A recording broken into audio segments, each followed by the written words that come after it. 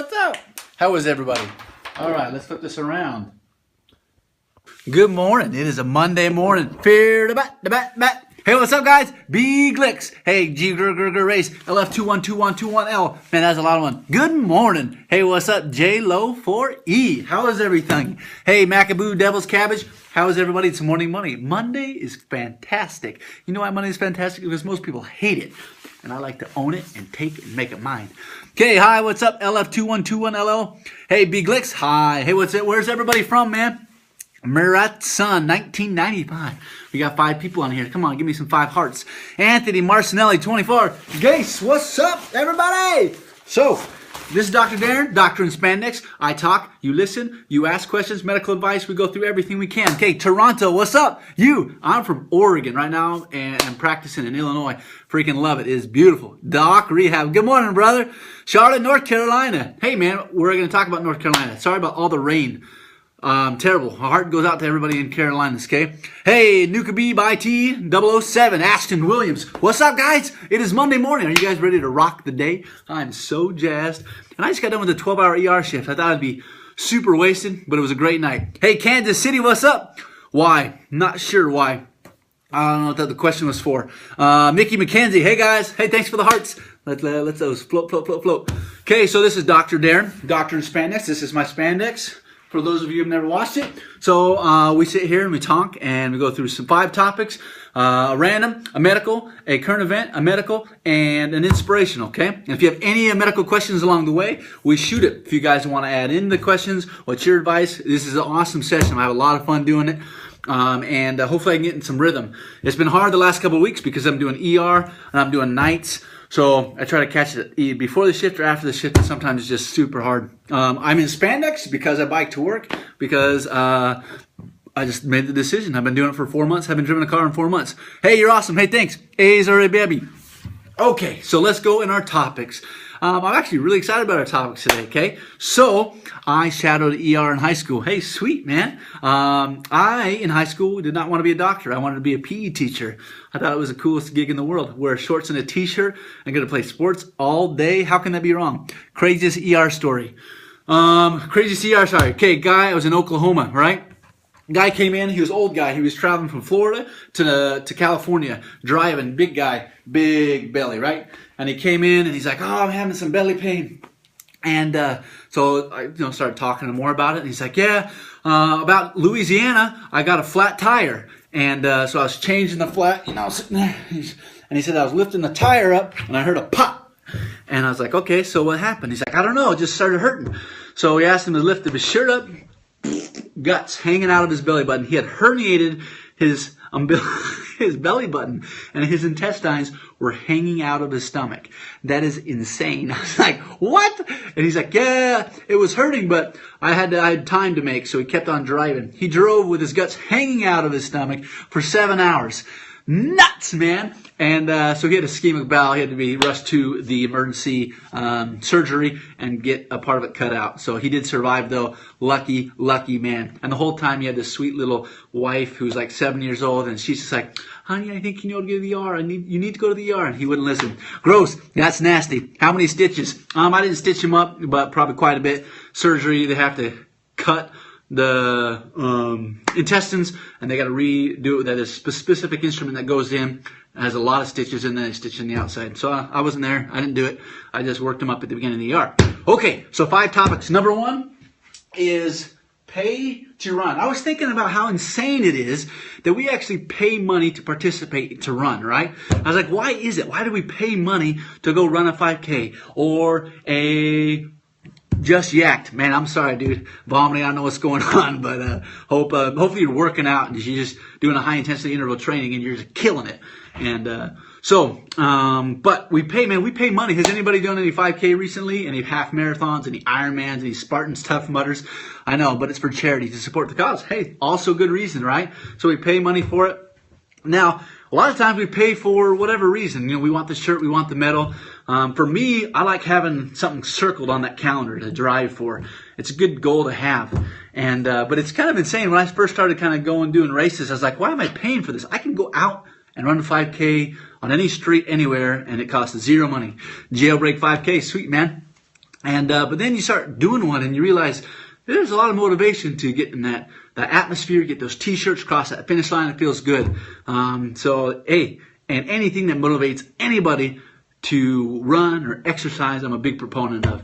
And if there's any affiliation with charities or any good cause, fantastic, man. Exercise and events are just exploding through America, man. Every city has got, like, every weekend is booked with an event, so there's always something to watch, right?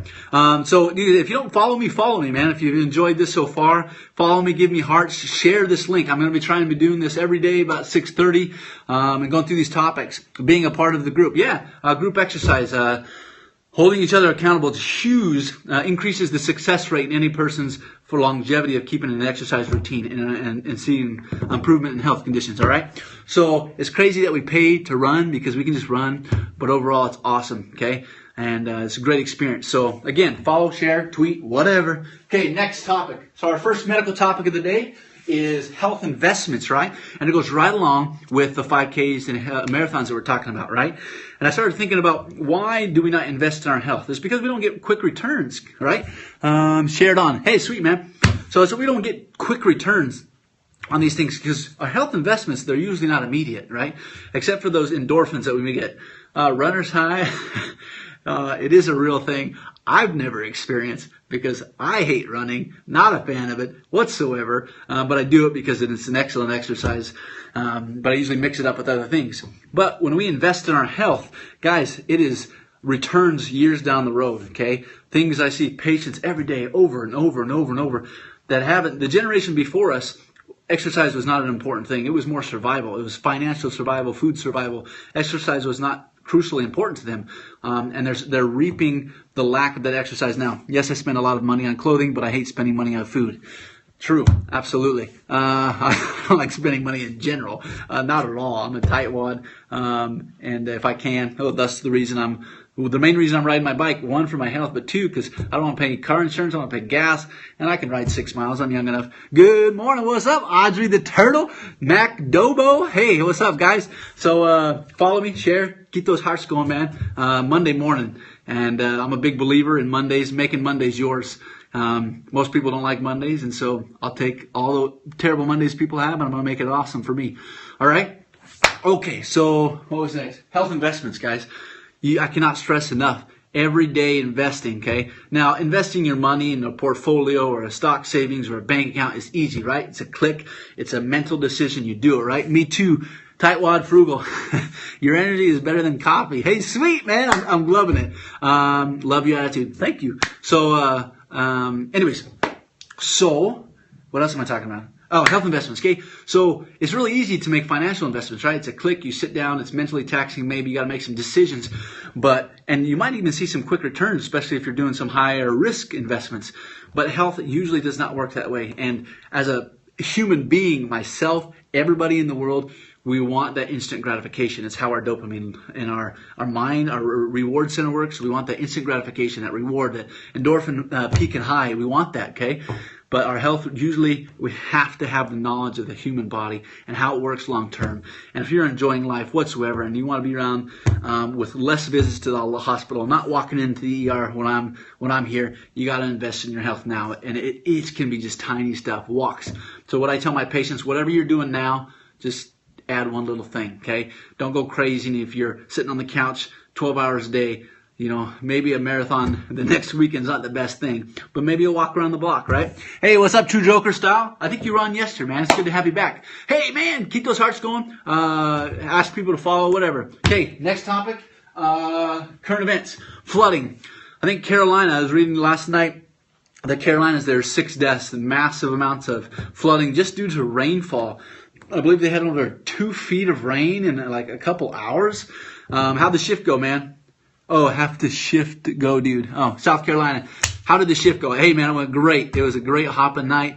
Busy, not busy. You know, that's what I love about ER. You get times to chill sometimes and times to just balls out. We are flooding down here. I know. And hearts off to you. You know, stay safe. But so if anybody knows anybody there, send your loves, your prayers. My heart's come out to you. Now, next one, medical topic. So, I don't know if anybody's been part of a flood. I've never been part of a flood, but I can only imagine it would be terrifying, right? there were caskets floating because of floating. It was sad. Any full moon specials? You know, there always is, you know, regardless of the full moon, there always is people that like that. Even the freeways were closed. Yeah, I've heard it's, the reports that I've heard, it's been pretty gnarly. A lot of rain. So crazy. So I hope people are okay. Hope nobody listening right here has any family that needs any help. And honestly, I wish I could hop on my dang bike and ride down there. I read these reports and I wish that I just had the means to hop on an airplane and zip down there and help as many people as I can. So that being said, help the people where you are. Do the best you can to help your neighbors out. Look for opportunities to help other people. You know, because there's, you know, maybe there isn't a flood, but maybe your neighbor's having financial difficulties, or they're stressed out of their mind. Go mow their lawn for them, man. Make their life better. Lesser than an hour from me. Oh, so you're pretty close. So, hey, what's up? Bottom something? Good to see you. So you always look for opportunities, you know. It might not be a flood in your town, but it might be, you know, wind or financial problems, or, you know, just stresses in life, you know. It's a wonderful thing to be alive and to help people out. I know for me, man, dang, I feel so much better when I help people out.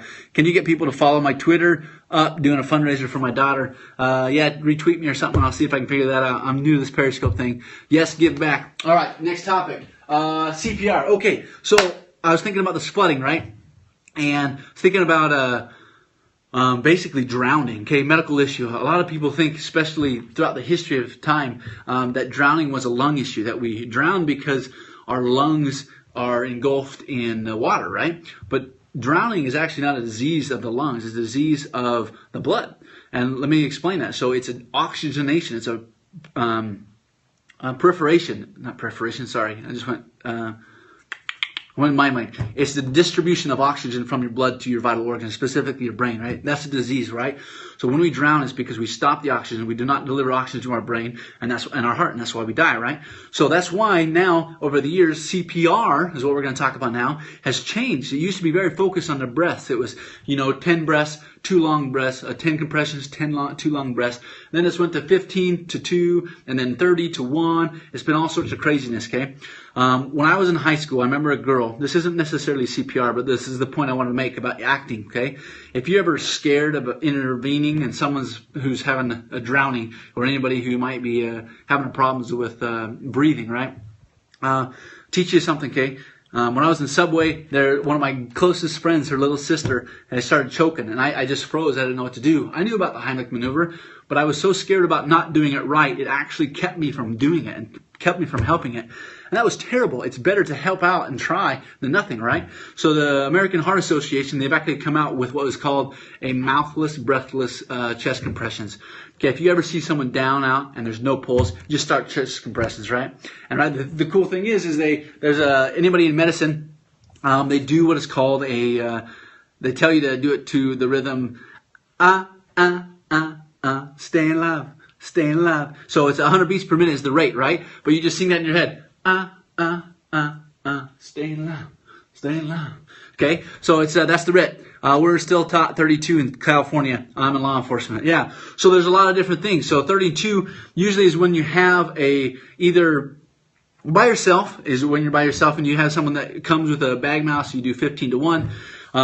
But that's usually if you have some sort of breathing mechanism, a mask or something. But my point is, if you're terrified because you can't release and it's freezing you, forget that, okay? The breaths are less important, okay? It is the compressions that keep people alive, if anything, okay? Because the oxygen that is on the red blood cells, it lasts for about 5 minutes, depending on the percentage of oxygenation when they go down, okay? It is distribution of the blood to the brain and the heart, and that is only done by the pump. So, okay, so if you ever see someone down, don't freeze because you're like, oh, I can't remember if it's 15 to 1. Do I do 15 compressions? What rate? Just screw it. Okay, all you need to remember is compressions. Just kill it. Boom, boom, boom, boom. Stand alive. Okay, so that's my carry. I can't remember that. Okay, so last one, and I got to get going. Good info is CPR. Okay, cool. Good info. I'm a med student, and I'm glad I found you on Periscope. I'm learning a lot from you. Sweet, thanks, man. Didn't know that. So you got to do that, okay? So it is, it's the distribution, red blood cells to the brain and the heart, okay? Eventually, the lungs will take care of themselves, but that is not what it is. You have to get oxygen to the vital organs, okay? And it's all about pumping that closed system of blood. Get that heart pumping, get the blood to the brain and the heart. Okay, so last one. our quote for the day, our inspiration. Okay,